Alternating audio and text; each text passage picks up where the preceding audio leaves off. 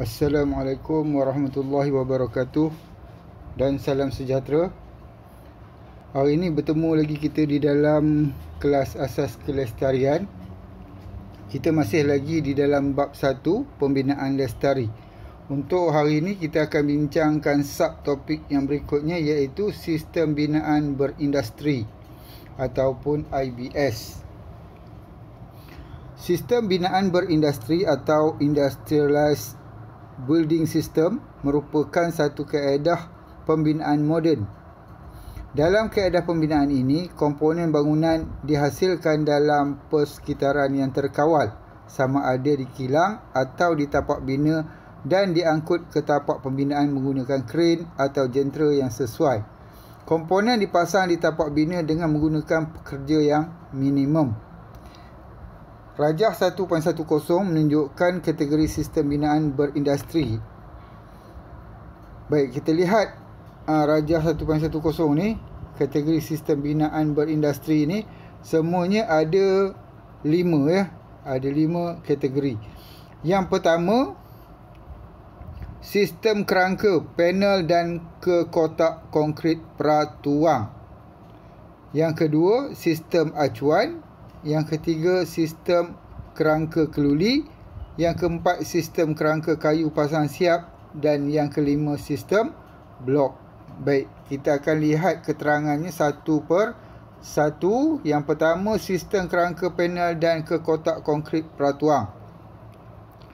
Komponen dalam sistem ini terdiri daripada komponen tiang, rasuk, lantai dan panel dinding. Komponen ini dibuat secara pratuang. Selain itu, terdapat komponen yang telah lengkap dipasang di kilang seperti set tandas dan balkoni. Yang ni, set-set ni kebanyakannya komponen-komponen tertentu dah disiapkan di kilang. Dah disiapkan di kilang, kemudian apabila komponen ni nak digunakan di tapak pembinaan, dia akan terus dibawa di tapak pembinaan dan dipasang. Pekerjanya perlulah pekerja yang mahir, yang dah biasa memasang komponen-komponen ni.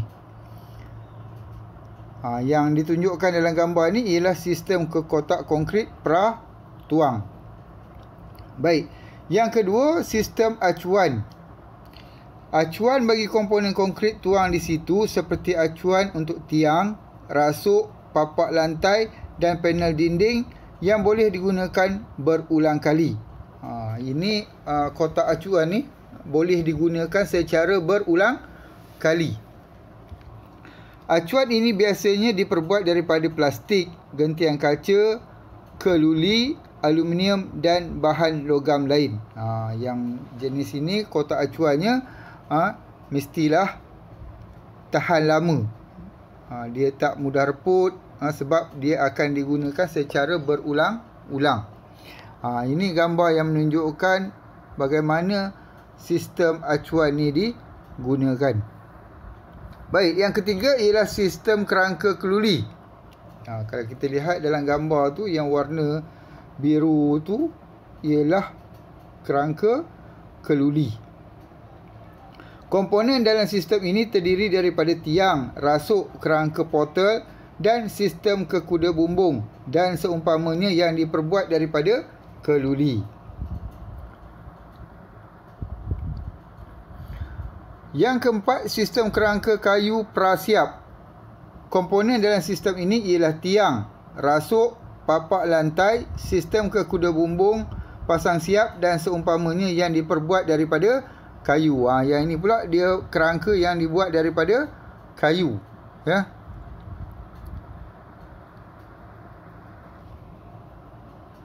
Sistem blok pratuang. Yang ini ialah sistem blok pratuang. Sistem ini merujuk kepada penggunaan blok G2, termasuk blok konkrit ringan, blok terkunci dan seumpamanya. Yang ini dia macam senangnya saya bagi contoh batu bata blok. Dia terdiri daripada blok yang besar-besar, dipasang, dicantumkan untuk membentuk suatu ruang di dalam bangunan.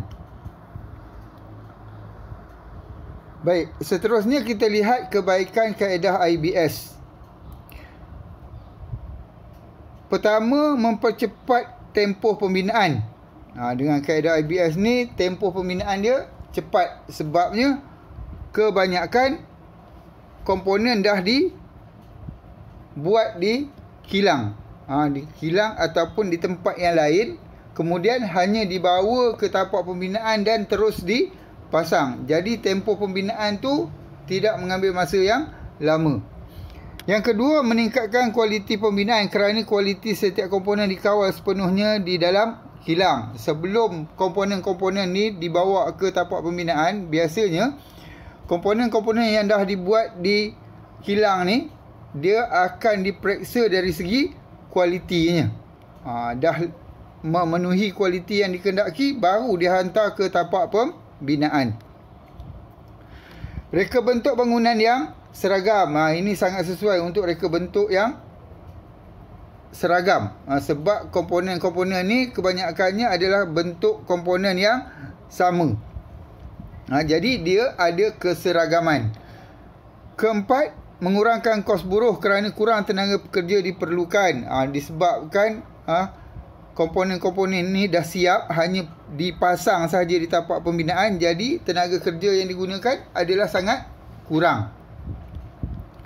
Di mana hanya kerja pemasangan sahaja kebanyakannya dilakukan. Kerja-kerja seperti membancuh konkrit, mengikat tertulang keluli, membuat kotak acuan, tak ada lagi di tapak pembinaan kalau menggunakan IBS ni. Yang kelima, mewujudkan persekitaran kerja yang selamat dan mesra alam. Mesra alam sekitar kerana pengurangan penggunaan acuan kayu dan bancuhan di tapak bina. Di sini persekitaran akan lebih bersih. Bersih kerana penggunaan kayu yang kurang dan bancuhan konkrit juga kurang di tapak pembinaan. Dan yang terakhir, mengurangkan kesilapan dalam pembinaan kerana segala anggaran kos dibuat menggunakan ukuran yang seragam. Seterusnya kita lihat kelemahan kaedah IBS. Tenaga buruh yang diperlukan dalam kaedah ini mestilah mempunyai kepakaran dalam penyambungan struktur secara IBS. Baik, untuk kaedah IBS ni dia perlukan pekerja yang memang mahir untuk membuat penyambungan komponen-komponen. Kalau tak mahir, tak tahu, dia jadi lambat. Kerana pekerja-pekerja ni perlu belajar dulu macam mana nak membuat penyambungan komponen-komponen ni. Dan kebiasaannya pekerja yang digunakan juga adalah tidak ramai. Sebab kerja penyambungan ni dia tak perlukan pekerja-pekerja yang ramai. Yang kedua, pembaziran akan berlaku jika pengukuran struktur tidak dilakukan dengan tepat. Kalau struktur tu tak diukur dengan tepat, pembaziran akan berlaku yang menyebabkan ada lebihan dekat situ. Yang ketiga, kebocoran akan berlaku jika tiada pengawasan tinggi semasa proses pemasangan. Okey, kalau ada penyambungan, maknanya dia penyambungan tu mestilah sempurna supaya dia tidak berlakunya kebocoran. Itu sebab dia perlukan pekerja yang mahir. Kalau pekerja dia tak mahir, sambungan ni tak sempurna. Bila tak sempurna, kebocoran boleh berlaku. Baik, itu saja tentang sistem binaan berindustri ataupun IBS. Akhir sekali ialah kaedah pembinaan hijau. Ini antara yang terbarulah, kaedah pembinaan yang terbaru. Pembinaan hijau merujuk kepada aplikasi, produk dan sistem pembinaan yang mesra alam. Secara umumnya, struktur pembinaan dikawal dan dikendalikan secara berkesan yang menggalakkan pengurusan yang efisien dan mengurangkan pembaziran. Selain itu, pembinaan hijau menitik beratkan kesihatan pengguna dan bersifat jimat tenaga. Bangunan yang diklasifikasikan sebagai bangunan hijau ialah bangunan yang telah mendapat pengiktirafan dan memenuhi piawaian Green Building Index yang telah ditetapkan oleh Green Building Sdn Bhd, Green Pass oleh CIDB dan PHJKR, iaitu penarafan hijau JKR oleh Jabatan Kerja Raya. Baik, kita tengok inovasi bangunan dalam reka bentuk. Dalam reka bentuk pun ada inovasi bangunan, ya.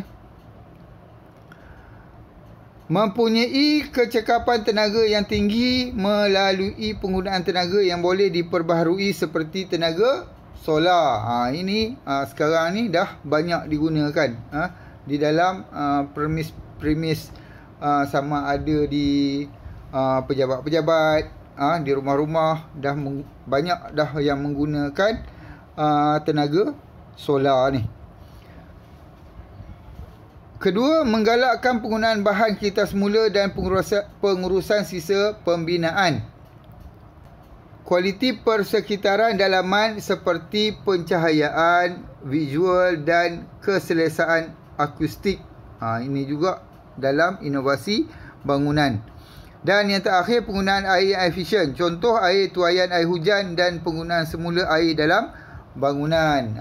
Penggunaan air yang efisien ni maknanya kita tak menggunakan keseluruhan air terawat dalam setiap aktiviti yang memerlukan air. Contohnya nak menyiram laman, nak membasuh kereta, nak siram sayur-sayuran ataupun pokok-pokok yang ada di sekitar laman kita, nak bersihkan lantai laman, tak perlu gunakan air terawat, tetapi kita boleh menggunakan tuaian air hujan ataupun air hujan yang kita tadah, kita kumpulkan di dalam satu tangki. Air-air ni boleh kita gunakan untuk aktiviti-aktiviti tadi. Baik, itu sahaja tentang topik yang kita bincangkan dah beberapa video yang lepas, iaitu proses pembinaan. Proses pembinaan. Diharapkan semua pelajar, semua murid telah pun faham dengan penerangan yang telah saya berikan, insya-Allah. Sekian dulu. Assalamualaikum warahmatullahi wabarakatuh.